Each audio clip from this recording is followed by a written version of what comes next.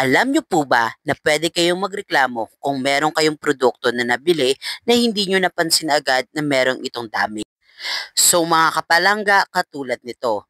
Ang sabi ko dito, yung binili kong birch tree sa Pure Gold ng Sunday, pag-check ko kanina sa mga pinamili ko, naka-unseal pala siya. Di siya napapansin lalo na kapag nakatape pa siya. Plano kong tanggalin isa-isa kaso di na nakasil, magkadikit yung dalawa na di nakasil. Ang ibig sabihin nito mga palangga ay bumili po ako ng produkto ng birch tree, which is nakaraang linggo pa. Tinanong ako nila kung nasa akin pa ang resibo, ang sabi ko ay nawala ko na. Kasi nga naitapon ko na siya. Ang next na tinanong sa akin dito ay magbigay ako ng mga information like contact number, name, address, at kung ano pa ang mga pwede nilang hingin. Nung naibigay ko na lahat ng information like yung name, address, number ko, ay ito naman ang next na kanilang hiningi. Kung anong yung product na kinonsern ko, yung expiration, pati yung production code na makikita lang siya ng katabi ng expiration, at kung saan ko siya binili at anong araw ko siya binili. So, inahanap din pala nila dito yung resibo.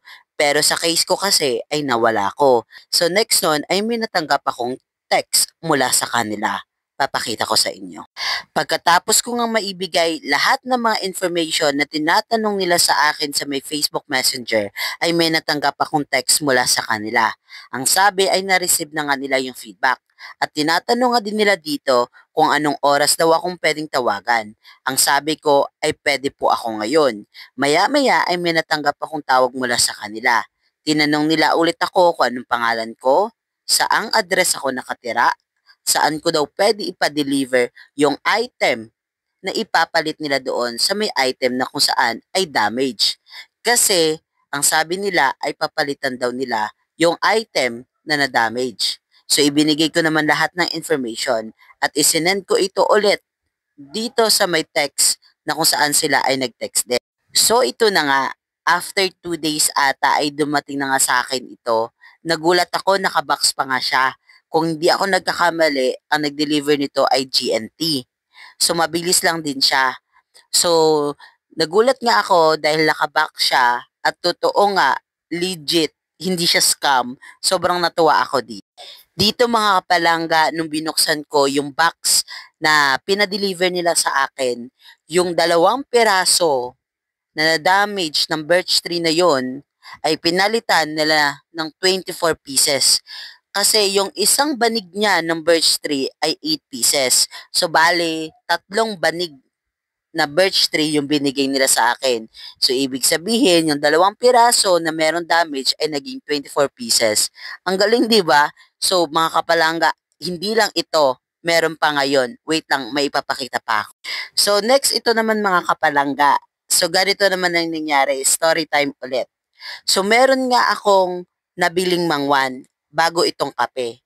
So, nabili ko yung mangwan ulit sa Pure Gold. Nung time na binili ko siya sa Pure Gold, ay medyo napansin ko na hindi siya mahangin. Pero pwede pa talaga siya. So, ang ginawa ko, binili ko na talaga yung mangwan na yon. So, yung nangyari, after 2 days ata, napansin ko na parang nawawala na ng hangin yung mangwan.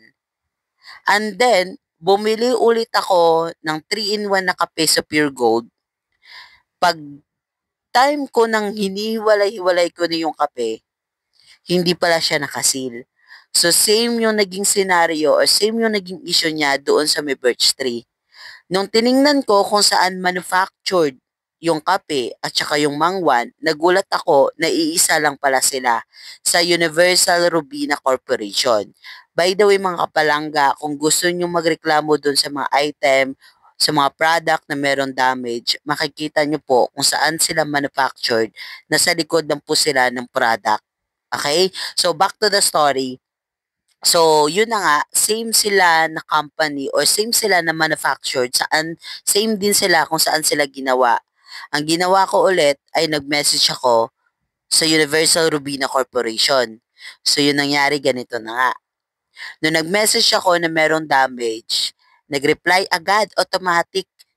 Okay? So, maya-maya ay may tumawag sa akin. Tawag lang sila, wala ako natanggap na text. Ikwenento ko sa kanila yung nangyari. Tinanong sa akin kung nasa'kin pa yung resibo, sabi ko wala, naitapon ko na. Yung resibo doon sa Mimangwan. Pero yung resibo nung kape, sabi ko ay nasa akin pa. Tapos ang sabi nila sa akin ay papalitan daw nila. Tinanong nila ako kung pwede daw nila kunin yung product. Which is pwede naman daw na hindi nila kunin. Pero sabi ko, sige kunin nyo na. Total hindi ko naman ito maibebenta pa. So nung time na kinuha na nila sa akin, ang sabi nila, sige kunin na lang daw nila. Pag na-deliver na nila yung ipapalit doon sa item na damage. So nagulat ako. Kasi nung dumating itong item na ito, mga kapalangga, nakabag siya. Wait, ipapakita ko. So, ito na nga mga kapalangga, nakaisang bag po siya. So, nagulat din ako sa laman niya kasi hindi lang mangwan yung laman niya, hindi lang kape. Compare doon sa birch tree na 3 banig yung binigay sa 2 piraso. Ito, yung kape na 3 piraso na merong damage, dalawa, basta 3 ata yun, ay pinalitan siya ng isang banig din na 3-in-1. So, which is okay talaga siya sa akin kasi dagdag kita yon. Tapos yung sa mangwan, merong malaking mangwan, may mga maliliit na mangwan, tapos may mga iba pang mga product silang ibinigay sa akin. Ipapakita ko sa inyo yung video. Wait.